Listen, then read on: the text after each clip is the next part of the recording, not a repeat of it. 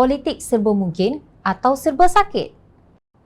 Pada 3 Mac lalu, Presiden UMNO Datuk Seri Zahid Hamidi merintih di Facebook beliau. Katanya, kita perlu mengakui segelintir kita turut terperangkap dengan hilah dan tipu daya politik pilihan raya umum ke-14.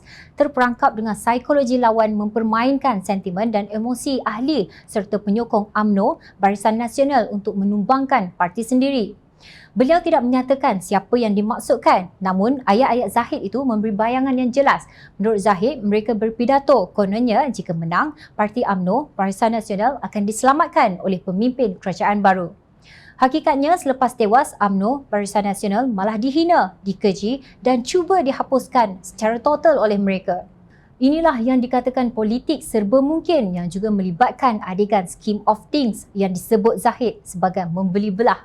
Kini mereka cuba lakukan apa sahaja untuk mengaburi mata rakyat hatta membeli belah sana sini demi mempertahankan kuasa, kata Zahid.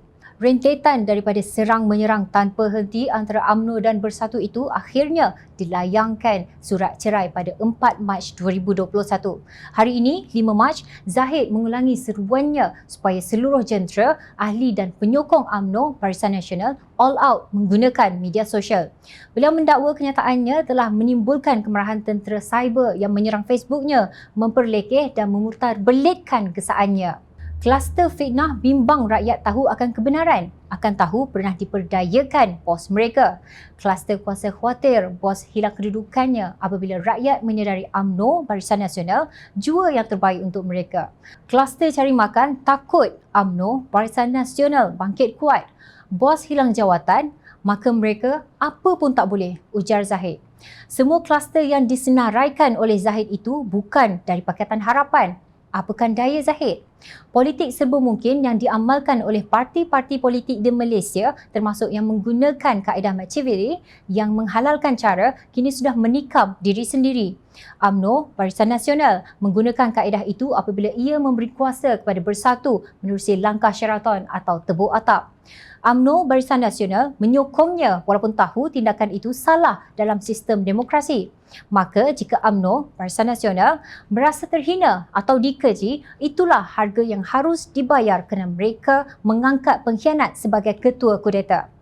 Nasib buruk UMNO Barisan Nasional jika boleh dianggap buruk kerana gagal mendapat lebih banyak jawatan Menteri Kanan harus dijadikan sempadan ketika Pakatan Harapan dalam usaha mencari rakan untuk pilihan raya umum ke-15. Perpecahan UMNO Barisan Nasional adalah baik untuk Pakatan Harapan. Justru pimpinan Pakatan Harapan yang terdiri daripada Keadilan, DAP dan Amanah harus segera memperkuatkan jentera akar umbi mereka bagi memenangi pilihan raya umum ke-15. Itu harus diutamakan. Tidak perlu tergesa-gesa melamar pihak yang jelas memusuhi pengerusinya sendiri, Datuk Seri Anwar Ibrahim. Jangan sampai politik serba mungkin menjadi serba sakit kerana akhirnya yang sakit ialah rakyat jelata. Ingatlah, rakyat sudah mengalami bagaimana dikhianati kerana rakyat sentiasa memerhati.